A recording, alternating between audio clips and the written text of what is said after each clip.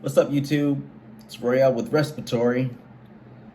Today, I was supposed to make this video a little while back, but I've been doing a lot lately, so I just haven't necessarily gotten to it.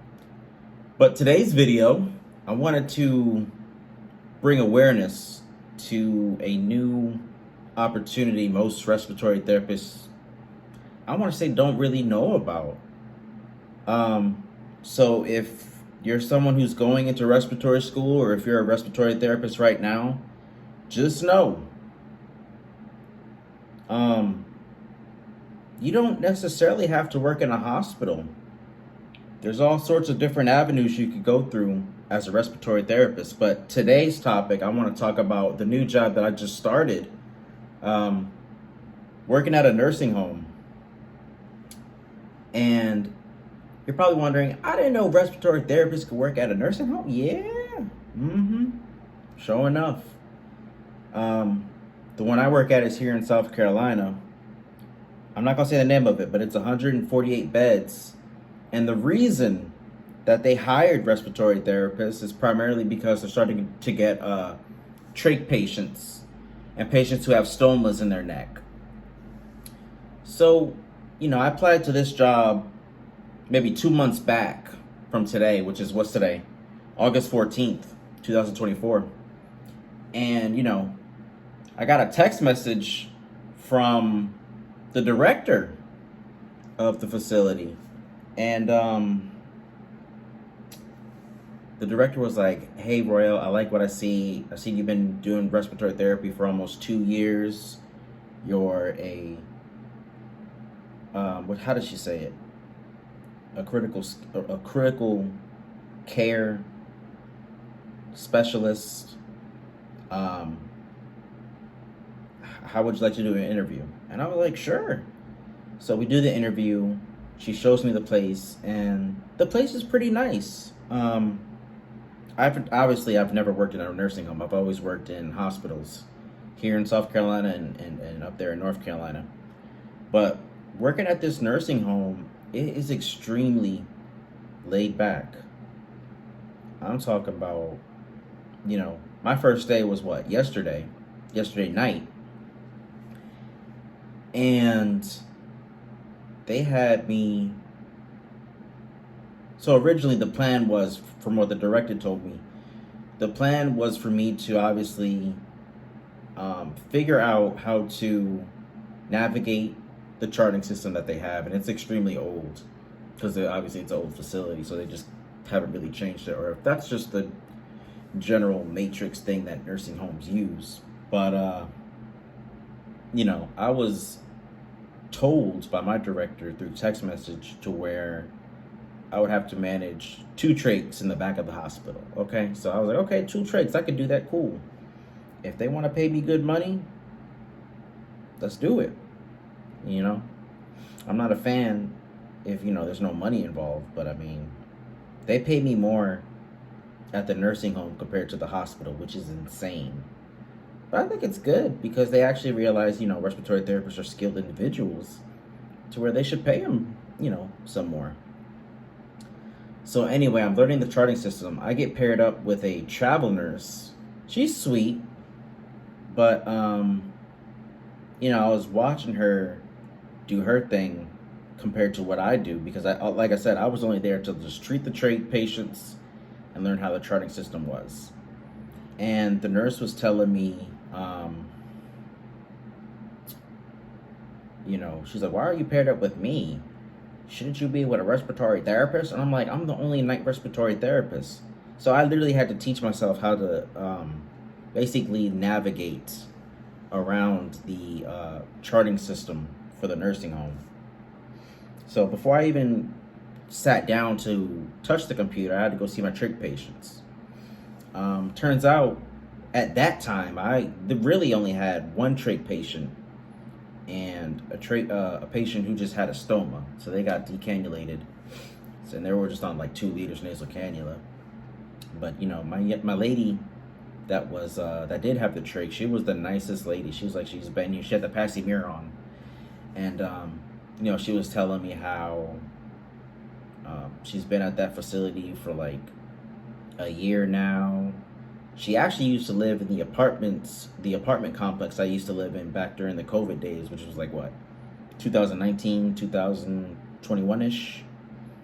And, you know, she was so nice. And at the hospital that I currently work at in South Carolina, I mean, we get trachs every now and then, but not as much as I would like. So I think it's great that this facility hired respiratory therapists just so that we can manage the trachs. Um, Not only do I get more experience, but I get paid good too there. I'll probably talk about the pay a little bit later in the video. But I get paid significantly more compared to the hospital. But besides that, you know, I do my trach care for my one lady in the back corner of the facility. And go back to the computer. It's extremely old school. It's not like epic charting or anything that I'm used to. And you know, I'm watching the nurse how she does things, and her screen is completely different from my screen. So I'm like, okay, well, I guess I gotta teach myself, you know, the ropes and you know where I gotta click in order to chart that I actually done something. Because if you didn't chart, then you didn't do nothing. You haven't done nothing. So I ended up just clicking through and seeing what the day respiratory therapists do. And I think there's 2 day respiratory therapists. I believe I'm the only night respiratory therapist, so there's only 3 of us. Now, I originally thought there was only going to be 2 of us, one for days and one for nights. But I mean, that works out perfectly if there's 2 in the day and then just me. So if they need a night person, you know, me being PRN, you know, they're going to shoot me a text message and say, you know, when can I come in? So it works. So you know, and these trachs, they're like so clean. There's no smudges or anything. No, not smudges, that's not the word. Like the gauze isn't saturated. Like everything was clean. So it wasn't a hard job. Just chart that you basically did what you did the trach care, took sats, heart rate, things like that, and just, you know, chart it down. So anyway, I'm chilling, and then the nurse from a different part of the hospital, she's like, "Oh yeah, Miss blah blah blah." I'm not gonna say her name. The director. She said, "We just got 2 brand new trachs up here." I was like, "No one told me that." So I'm thinking I'm late because all the nurses already done their rounds and everything. Because I was only told the 2 trachs in the back, so I didn't even know we had 2 more trachs in the front. So I get the information from the lead nurse that's up there, and she's like, "Yeah, we got 1 trach that came from the hospital that I work at, which I know about him." And that was the one that I had a coworker say that wasn't gonna make it, that was basically gonna die, but he lived. And then a lady that just had a passy mirror in her area, and she was fine. Everything was clean. There was no mucus or nothing. So for the most part, you know, everybody was good except my one patient who came from the hospital. That particular patient had a anoxic brain injury. So it's like he's not, like, if you respond to him, he's not gonna necessarily respond. But there's been nurses that say they swear he like responds whenever you say his name or things like that. But I'm like, I don't know. I mean, if you make a noise, obviously you're gonna wake up. But they say he responds, but truly, I don't think he does. But besides that, he was like the only real trach I really had to work with, and I mean, I was used to that. When that particular patient was in the hospital. But in a nursing home, they don't call patients, they call them residents because they live there now. So dealing with that patient, he has some thick, creamy secretions. I'm sorry if I say words like that if they make you feel uncomfortable, but it is what it is. So he has thick, creamy secretions, a little bit bloody. But for the most part, that resident was good. You know, cleaned up the trach throughout the night since that particular resident had thick secretions. I basically, cleaned the trach, I want to say every like 2 or 3 hours. So I was always moving. But for the most part, when you compare a hospital environment versus a nursing home environment, it's extremely different, obviously. So if these residents here are here to live there. That's where they go. And I appreciate the change because at my full-time gig, for the most part, I get the ER, and I'm always dealing with cardiac arrests, respiratory distress, shootings, gang violence, stabbings, ABGs, high flows, things like that. And thinking about all that, I had not a respiratory therapist. There was a nurse on Instagram commenting on a respiratory meme, and what the nurse said was, well, first of all, the meme was how much work a respiratory does and how little the salary is. It depends on who you are and what you consider good and bad salary. But that nurse's argument was respiratory therapists don't do work. All they do is sit around. They do treatments and they just sit around. That's not true. That's complete BS. Because like I said, I'm always running around. You can ask any of those nurses in that facility. If you see me, I'm speed walking or running. Because there's always something going on. Especially on a certain part of that hospital, but I'll probably make another video about that. But respiratory therapists, we do a lot, especially in the hospital. Now, compared to the nursing home, just do my trachs. If they need a breathing treatment, everything's PRN. I mean, if there is scheduled, the teledoctor will tell you. But for the most part, it's extremely laid back. Like I said, I only had to go to that trach like maybe 4 or 5 times throughout that shift, and it was a cakewalk. And I remember the director was telling me, whenever I had my interview, the director was like, "This is probably going to be the easiest job you ever had, Roy, as a respiratory therapist." I was like, "Man, get out, man." Sure enough, it was something to definitely, it piqued my interest. I don't plan on leaving this job either. But, my plan down the line is to get one of those PRNs to be part-time so I could get some more benefits, because I love PTO. Coming in October, I'm basically going to be taking the whole month off because, I get tired of taking care of people. But, I got to take care of myself too.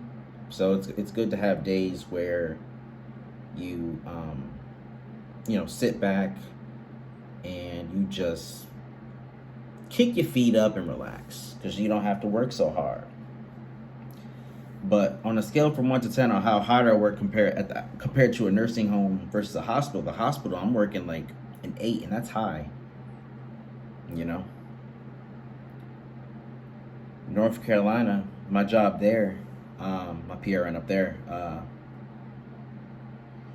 it's a blessing up there too, because I mainly do EKGs, and occasionally I'll get a code every now and then.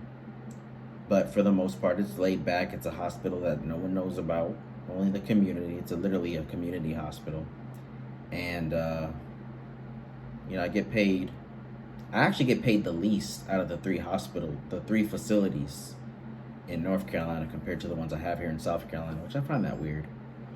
But for the most part, I love it. And if you're a respiratory therapist watching, or if you're in respiratory school and you're trying to figure out where you want to work, there's all different avenues, like I've said. Like I said before, you could be in PFT lab, you can be in sleep lab. You could be in a hospital. You could be in a doctor's office. You could be in a nursing home. You can be doing home respiratory therapy. You just go into somebody's home, set up their machine, and leave. That's all you gotta do. Teach them how to clean it, how to set it up, and that's it. That's all you have to do. But for me, I like working at a nursing home and then doing the 2 hospitals. It keeps me busy. It keeps that money flow. I get paid weekly, so the money's always coming in, and